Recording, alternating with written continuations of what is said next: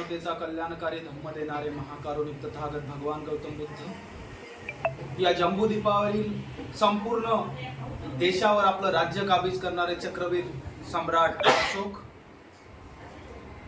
गुलामाला गुलामीची जाणीव करून देऊन त्यामध्ये बंड पुकारण्याची ताकद निर्माण करणारे बोधिसत्व परमपूज्य डॉक्टर बाबासाहेब आंबेडकर, क्रांतीसूर्य महात्मा ज्योतिबा फुले, संत कबीर, संत गाडगे महाराज, माता रमाई, माता भीमाई, माता सावित्री या सर्व महामानवांना सर्वप्रथम अभिवादन करतो, नतमस्तक होतो आणि आपण सर्वांना या ठिकाणी सप्रेम जय भीम करतो.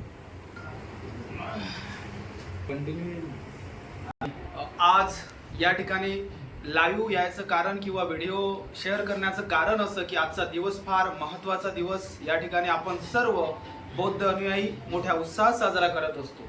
खरं तर आजच्या दिवसाचं जे महत्त्व आहे ते आपल्याला समजलं का किंवा आपण सर्व समजून घेऊन तो साजरा करतो का, हा सर्वात मोठा प्रश्न आज बऱ्याचशा बौद्ध अनुयायांमध्ये मला जाणवतो. आज दिवसभरात बरेच जणांचे मेसेज आले, बरेच जणांचे फोन आले आणि बरेच जणांनी शुभेच्छाही दिल्या. शुभेच्छा देताना कोणी धम्मचक्र परिवर्तन दिनाच्या शुभेच्छा म्हटलं, कोणी प्रवर्तन दिनाच्या शुभेच्छा म्हटलं, कोणी अनुप्रवर्तन दिनाच्या शुभेच्छा म्हटलं.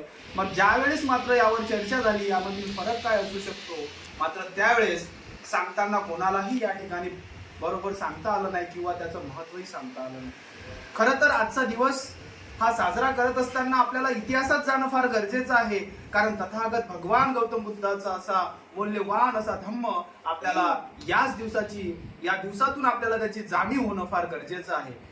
या दिवसाचं जर महत्त्व पाहायला गेलं तर इसवी सन पूर्व मध्ये आपण जर वळलो तर तथागत भगवान गौतम बुद्धांनी आपला पवित्र असा धम्म 5 भिक्षूंना देऊन या ठिकाणी धम्माचं प्रवर्तन केलं, धम्माला गतिमान केलं आणि हा धम्म हा सर्वांसाठी खुला करून दिला.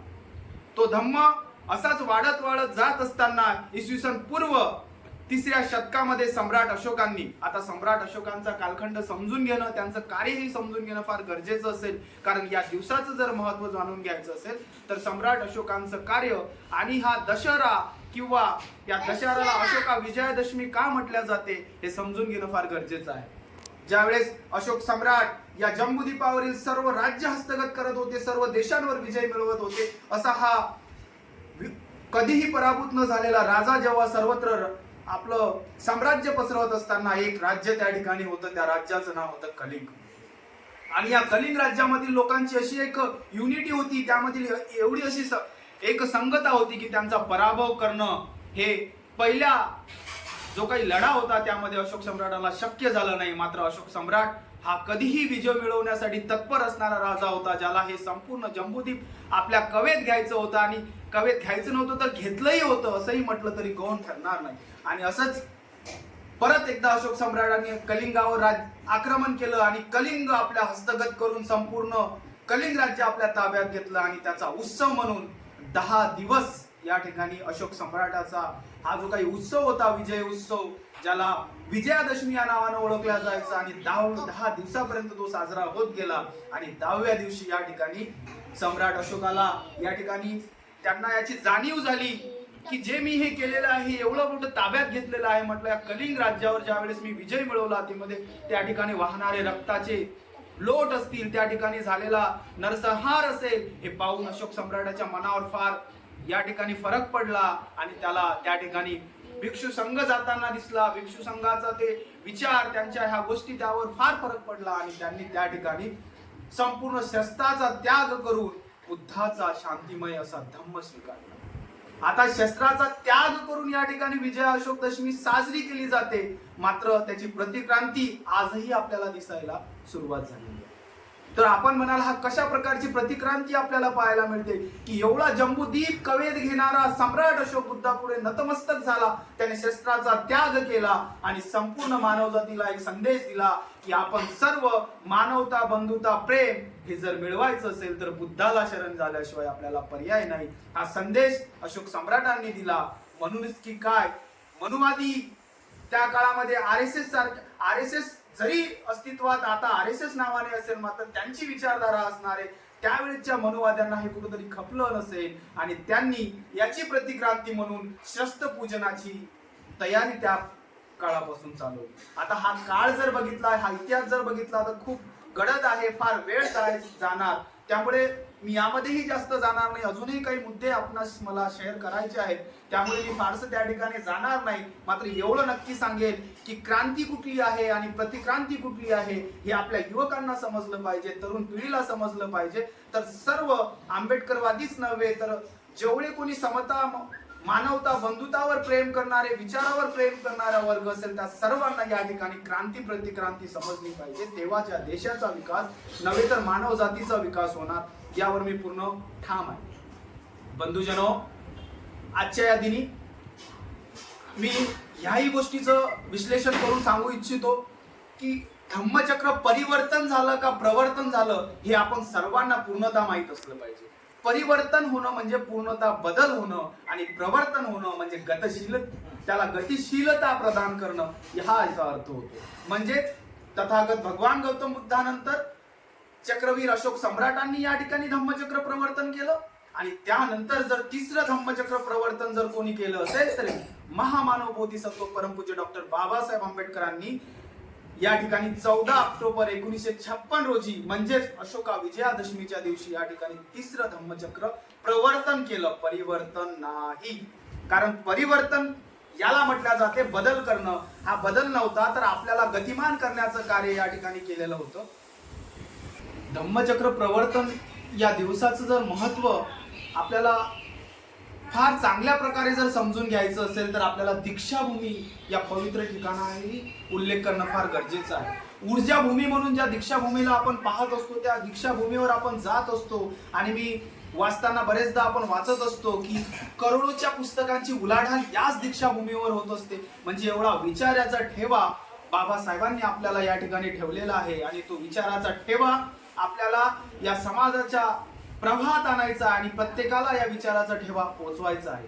धम्मचक्र प्रवर्तन झालं म्हणजे गतिशीलता आली आणि ती गतिशीलता आपल्या वागण्यातही आपल्याला दिसायला हवी, आपल्या अनुकरणातही आपल्याला दिसायला हवी आणि आपण जे काही आपल्या जीवनामध्ये कार्य करत आहोत यामध्ये तथागत भगवान गौतम बुद्धाच्या पवित्र अशा धम्माचा जो काही सार आहे तो दिसायला फार गरजेचा आहे. मित्रांनो, धम्मचक्र प्रवर्तन दिन साजरा करत असताना तो उत्साहात झालाच पाहिजे. मात्र उत्साहात साजरा करताना कुठंतरी आपल्याला गालबोट लागेल असं वर्तन होता कामा नये. कारण बऱ्याच समाजामध्ये विविध उत्सव साजरे होतात, विविध त्योहार साजरे होतात, फार मोठ्या प्रमाणात ते साजरा होत असताना त्यामध्ये कुठले नियम अटी नसतात. कारण आपल्याला माहित आहे आपल्याला कोणाचं अनुकरण करायचं नाही तर आपल्याला आपली संस्कृती, आपल्या बुद्धांचे जे विचार आहेत, जे उपदेश आहेत ते अंगीकारून या सर्व गोष्टी साजऱ्या करायच्या आहेत. बरेचदा युवकांमध्ये किंवा समाजातील वडीलधाऱ्या मंडळीमध्ये आपल्याला क्लॅशेस पाहायला मिळतात की का तुम्ही नाचता, का तुम्ही अशा प्रकारचा त्योहार साजरा करता, कशाला गरज आहे याची, 14 एप्रिलला का मिरवणूक काढता, दसऱ्याला किंवा अशोका विजयादशमीला का मिरवणूक काढता, नको काढायला. मला तोही विषयावर थोडंसं बोलायचं आहे. खरं तर मानवी जीवनामध्ये आपण हे उत्सव साजरे करणं फार गरजेचं असतं. हे बुद्धकालीन परंपरा आहे की ज्या ज्या वेळेस चांगल्या गोष्टी घडत गेल्या त्यावेळेस उत्सव साजरे केले गेले आणि ते आताही व्हायलाच पाहिजे. मात्र ते साजरे करत असताना युवकांनी ते कशा प्रकारे साजरे केले पाहिजे हेही लक्षात ठेवलं पाहिजे. तुम्ही मिरवणूक काढताय, हरकत नाही, मिरवणूक काढा, आनंद उत्सव साजरा करा. मात्र व्यसनाधीनतेचा कुठलाही प्रकार अशा मिरवणुकीमध्ये दिसता कामा नये. तेव्हाच खरोखर आपण धम्मचक्र प्रवर्तन दिन साजरा करतो. मित्रांनो, धम्मचक्र प्रवर्तन दिन साजरा करत असताना ह्या गोष्टी जर आपण जाणून घेतल्या तरच आपण खरे बुद्धाचे अनुयायी आहोत. कारण बुद्धाचे अनुयायी म्हणून घेणं जरी सोपं असलं मात्र ते वर्तनात आणून आपल्या जीवनामध्ये अंगीकारणं हे तेवढंच कठीण आहे. या सर्व गोष्टी समजून घेत असताना बरेचसे प्रश्न आहेत. सर्व प्रश्नाला या ठिकाणी हात द्यायचा आहे. त्यामुळे परत एका नवीन मुद्द्याकडे वळतोय. आता बरेचदा मित्रांनी मला फोन करून आज सांगितलं की सर आम्ही 14 ऑक्टोबर 1956ला आजचा हा धम्मचक्र प्रवर्तन दिन साजरा केला, आज आम्ही दसरा साजरा करत असतो. मला त्यांनाही सांगायचं आहे की बुद्धकालीन परंपरेपासून आषाढी पौर्णिमेला बुद्धांनी या ठिकाणी जो काही धम्मचक्र प्रवर्तन केला होता आणि त्याच दिवसाचं औचित्य साधून या ठिकाणी सम्राट अशोकांनी साजरा केला आणि सम्राट अशोकाच्या अशोकादशमीचा दिवस पाहून डॉक्टर बाबासाहेब आंबेडकरांनी आपल्याला धम्मचक्र प्रवर्तन म्हणजे दीक्षा दिली. आपण धर्मांतरित झालो म्हणूनच आपण अशोका विजयादशमीलाच हा दिवस साजरा केला पाहिजे, हे तेवढंच महत्वाचं आहे. मित्रांनो, अजून मला एका गोष्टीला हात घालायचा आहे की तथागत भगवान गौतम बुद्ध किंवा बाबासाहेब आंबेडकर समजून घेत असताना त्या गोष्टी आपल्याला वरवर पाहता समजून घ्यायच्या नाही. बरेचसे व्हिडिओ या ठिकाणी येत असतात, सोशल मीडियावर बरेचसे मेसेज तुम्ही वाचत असता, मात्र ते कितपत खरे आहेत, त्या मेसेज मधला सार काय आहे हे समजून उमजून घेण्यासाठी तुम्हाला वाचन करावं लागेल. घराघरात पुस्तक असले पाहिजे, बाबासाहेब आंबेडकरांचं साहित्य असलं पाहिजे, बुद्धाचं साहित्य असलं पाहिजे आणि ते साहित्य हे दर्जेदार असलं पाहिजे. त्याचं साहित्य लिखाण करणारा कोण आहे याची उहापोह आपण करायला पाहिजे, तरच आपण खऱ्या गोष्टीपर्यंत पोहोचू. कारण आज खरं बाहेर यायला वेळ लागत असतो आणि असत्य हे त्यावर हावी होताना आपल्याला दिसत असते. म्हणून सत्याला जर विजय व्हायचं असेल तर असत्याला दाबण्यासाठी सत्याने परिश्रम घेणं फार गरजेचं असतं. आज हे अशोका विजयादशमी साजरी करत असताना दुसऱ्या बाजूला या ठिकाणी फार मोठा वेगळा तेव्हारही साजरा होतोय. आपण सांगतोय की शस्त्र नव्हे जगाला बुद्ध हवे, आणि या ठिकाणी RSS सारख्या संस्था या राज्यघटनेला मानतात की नाही मानतात हाही प्रश्न असते. कारण शस्त्रपूजा करतात आणि त्याचाच पायंडा घरोघरी पाहायला मिळतो की आजही लोक शस्त्रपूजा करतात. कशासाठी आपण शस्त्र पूजतोय? या ठिकाणी बाबासाहेब आंबेडकरांनी आम्हाला राज्यघटना दिली. बाबासाहेब आंबेडकरांनी या ठिकाणी समता ममता मानवतेचा धम्म आम्हाला दिला, नव्हे तर या देशाला राज्यघटना देऊन या ठिकाणी न्याय समता बंधुता मानवतावादी विचार दिले, तरी सुद्धा आम्हाला शस्त्र पूजण्याची गरज का पडते? म्हणजे खरंच या भारतातील व्यक्ती हा बुद्धीचा उपयोग करतोय का, की दाखवलेल्या बोटाप्रमाणे चालतोय? हाही विचार करणं फार गरजेचं आहे. तुमच्या आमच्यावरची जबाबदारी हा उत्सव साजरा करून संपणार नाही मित्रांनो. तुमच्या आमच्यावर आज ही जबाबदारी खूप मोठ्या प्रमाणात आहे आणि ती जबाबदारी पेलायची आहे. ती पेलण्यासाठी नुसतं मिरवणुका काढून चालणार नाही. जो उत्साह आपल्याला या ठिकाणी आहे तोच उत्साह आपल्या वर्षभराच्या जीवनामध्ये किंवा दैनंदिन जीवनामध्ये आपल्याला ठेवायचा आहे. म्हणजे वडीलधाऱ्या मंडळीने ज्याप्रमाणे एक दिवस तुम्ही युवकांवर ब्लेम करून मोकळे होऊन जातात की तुम्ही फक्त मिरवणुका काढता, म्हणजे तुम्हीही तुमची जबाबदारी झटकत आहात. तुम्ही प्रत्येक दिवशी युवकाला प्रेरित करा, तुमच्या मुलाबाळांना प्रेरित करा. तो विहारात गेला पाहिजे, त्याने धम्म समजला पाहिजे, नव्हे तर त्याने शिक्षणातही तेवढाच महत्व दिलं पाहिजे. हे काम वडीलधाऱ्यांनी करायचं आहे, युवकांनी ते समजून घ्यायचं आहे.